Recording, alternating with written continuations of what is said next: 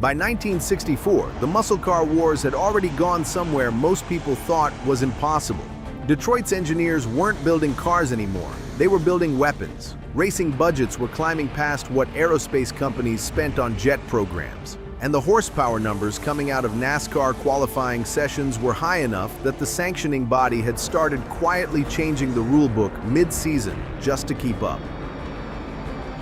Then two engines showed up that broke every precedent that had ever existed. One came from Chrysler, one came from Ford, and they were so extreme, so far beyond anything the rulebook was designed to handle, that NASCAR banned them both. Not for being dangerous, but for being so dominant that nobody else could compete. What followed wasn't just a technical rivalry, it was a full shutdown. Chrysler pulled out of NASCAR entirely. Ford threatened to follow. For one full season, 1965, two of the three biggest automakers in America refused to race because of two engines, and the story of those engines, what they could actually do, and why each manufacturer built them in secret before the other knew it was coming. That's what nobody has ever told you straight. This is the 427 Camry versus the 426 Hemi, the engine war that burned NASCAR to the ground. To understand how things got this extreme, you have to go back to February 1964 at Daytona. Chrysler showed up with something they'd been developing in total secrecy for nearly 2 years. The 426 Hemi, hemispherical combustion chambers, a dome-shaped cylinder head design that centrally positioned the spark plug and allowed larger valves angled further apart than any wedge head engine could accommodate. The physics were brutal in the best possible way. More airflow in, more combustion surface area, more power out. Chrysler had actually run Hemi head engines before, in the early 1950s, but shut the program down in 1958 under the industry-wide AMA racing ban that was supposed to get manufacturers out of motorsport officially. What the ban actually did was drive the racing programs underground, which is exactly where Chrysler's engineers continued developing the new Hemi through the early 1960s, while officially pretending it didn't exist. At the 1964 Daytona 500, the pretending stopped. Richard Petty qualified at 174 miles an hour, 14 miles per hour faster than the track record. Paul Goldsmith qualified faster. Chrysler's cars swept the top 5 starting positions before the green flag ever dropped. Ford's drivers watched from the pits and understood exactly what they were looking at. This wasn't an upgrade. This was an entirely different category of engine. Petty won the race. Jimmy Pardue finished second, Paul Goldsmith third, Bobby Isaac fifth. The entire top 5 was Chrysler. Ford's best car finished 8th, not because of a strategy failure or a mechanical problem, but because the Hemi was simply in another dimension of performance. On the long straights at Daytona, Chrysler's cars were pulling away at a rate that made the Fords look like they were being held back by a rope. Ford's engineers went home from Daytona with a problem. The 427 FE engine they'd been running, a solid piece of engineering that had won Le Mans and dominated drag racing, was suddenly obsolete against hemispherical heads. The solution they came up with was not incremental. It was the most radical engine Ford had ever designed for production-class competition. They called it the 427 single overhead cam. Everyone else called it the Camry. The concept was exactly what the name said. Instead of a single pushrod-actuated camshaft buried in the engine block, Ford mounted a separate overhead camshaft directly above each bank of cylinders. 2 camshafts driven by a timing chain that ran the full length of the engine. The advantage was the same as the Hemi's: more direct valve actuation, less mechanical loss, better high RPM breathing. But Ford took it further. By eliminating the pushrods entirely, the Camry's valve train could rev higher and respond faster than any pushrod design could physically achieve. The timing chain alone was an engineering achievement. It had to synchronize 2 overhead cams precisely across a 427 cubic inch engine, producing enough torque to tear suspension components apart. Ford's engineers solved the problem by running the chain through a series of tensioners and guides that kept it accurate at 7,000 revolutions per minute, RPM levels that would have destroyed conventional valve trains of the era. The engine could theoretically rev to 9,000. Nobody tested that on a dyno more than once. Factory rating, 616 horsepower with dual 4-barrel carburetors. That number was not understated. In race trim with open headers and a proper tune, engineers who worked on the program put the real figure north of 650. At least one documented dyno pull hit 700 before the test engine came apart from detonation.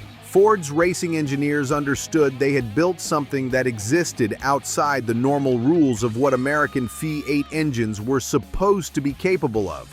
NASCAR had been watching both programs develop and arrived at the same conclusion about both. The Hemi was banned after the 1964 season, ruled too exotic for stock car competition because it had never appeared in a production passenger car. The Camry never got as far as a ban. NASCAR preempted it before it could even qualify, ruling it ineligible before Ford could enter a race. The logic was identical. An engine available nowhere in a street car didn't belong in a competition that was supposed to be based on production vehicles.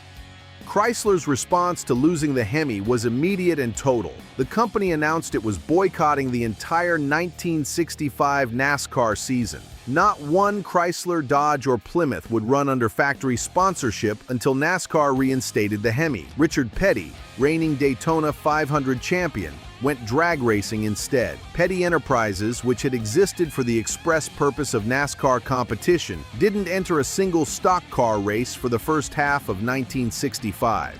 Ford threatened to join the boycott if the Camry wasn't approved. NASCAR was now staring at the genuine possibility of running an entire premier season without the two manufacturers whose cars defined the sport. The sanctioning body blinked. Negotiations opened. The eventual settlement reinstated the Hemi for 1966, contingent on Chrysler homologating it by installing the engine in at least 50 street-legal production vehicles. The Camry was not reinstated. Ford kept threatening and kept being told no. Which brings us to the question of what these engines actually did on the street, because both eventually made it there, in radically different ways. The 426 Street Hemi arrived in 1966 in exactly the form NASCAR had demanded. Two 4-barrel Carter AFB carburetors, 425 horsepower, factory rated. Nobody believed the number because nobody who understood engines believed Chrysler had detuned one of the most powerful racing engines in American history down to 425 horsepower. The real output was closer to 500 at the flywheel. Chrysler kept the rating conservative to manage insurance costs and stay within class regulations for production car drag racing. The number was legal fiction, the engine was not. Installing a street Hemi in a Roadrunner or Plymouth GTX or Dodge Charger RT meant buying the most expensive engine option in the Chrysler catalog, roughly $800 over the base price of the car in 1966. It also meant accepting a car that was genuinely difficult to drive in normal conditions. The Street Hemi's power band was narrow and aggressive. It wanted to be above 4,500 revolutions per minute, wanted to be on the strip, wanted to be somewhere with a long straight and no reason to stop. Quarter-mile testing consistently showed 13.6 to 13.8 seconds at 104 to 106 miles per hour in factory stock form. The actual Hemi engine vehicles that ran in professional drag competition went considerably faster. The Camry street story was different. Ford never officially cataloged the 427 SOHC as a production option. Instead, they made it available through dealerships as a service part, something a customer could order from a Ford dealer, have installed in a Galaxy or Fairlane, and technically drive home on public roads. The cost was approximately $2,000 to $2,500 depending on configuration. Production numbers are disputed. Estimates range from 50 to 100 complete engines leaving Ford's hands for street use. Some went straight to professional drag racers. Some went to people who wanted the most powerful Ford engine on the planet and had the money to prove it. On the Dragstrip, these two engines established separate dynasties. The Hemi's NHRA career was built on the Superstock class, where Chrysler's altered wheelbase cars, and then their A990 Hemi-powered lightweights ran times that rewrote what production-based drag racing was supposed to achieve. The cars were still technically street legal, barely, and in the most aggressive interpretation of that term. but they were turning 10-second quarter miles at speeds that had previously required purpose-built dragsters. The Cammer found its home in the same arena. Donald "Dino Don" Nicholson ran a Cammer-powered Mercury Comet that became one of the most recognized drag race cars of the 1960s. Not for being particularly subtle, but for being terrifyingly fast and visually unmistakable. Nicholson's understanding of engine tuning meant his Cammer cars consistently ran among the quickest times in any class that would accept them. Gas Ronda, another Ford-backed racer, ran Cammer-powered Galaxies and Mustangs to times in the 10-second range at over 130 miles per hour. These weren't race cars with engines. They were engines with race cars loosely attached.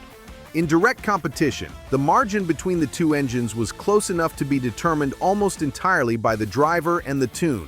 The Hemi's advantage was immediate low RPM torque and the mechanical simplicity of a pushrod design. Easier to rebuild, easier to tune between rounds, harder to brake. The Cammer's advantage was the high RPM ceiling and the theoretical airflow advantage of its cylinder head design. A perfectly tuned Cammer in the right combination was capable of pulling away from a perfectly tuned Hemi above 6,000 RPM. Below that, the Hemi hit harder off the line. The 426 Hemi survived. Chrysler continued building the street Hemi through 1971, when emissions regulations and insurance costs finally killed it. In those 5 years, it powered some of the most iconic muscle cars ever produced: Hemi Cuda, Hemi Roadrunner, Hemi Charger RT, and established a legacy that makes surviving examples worth more than most houses today. A numbers-matching 1971 Hemi Cuda convertible sold at auction in 2014 for $3.5 million. The engine, Chrysler rated at 425 horsepower, became the most valuable option ever installed in an American production car. The 427 Cammer never survived in the same way. Ford walked away from its NASCAR program in 1970, and without factory racing support, the Cammer's brief window as a legitimate competition engine closed. It never got the production volume that would have made it a household name. The street examples that exist are genuinely rare, each one a reminder of a moment when Ford's engineering department decided that the rules of what was possible didn't apply to them. NASCAR eventually allowed overhead cam engines, but not until 2022, when the next-gen car was introduced with a spec engine program that made the question moot. For 60 years, the sanctioning body that banned the Cammer in 1964 continued running pushrod engines. The engine Ford built to beat the Hemi didn't just get banned. It changed the rules so permanently that its descendants never got to race at the highest level of American stock car competition. 2 engines, 2 manufacturers, 1 season that NASCAR nearly lost entirely. The 427 Cammer and the 426 Hemi didn't just compete with each other. They competed with the entire system, and the system spent decades trying to recover from the encounter.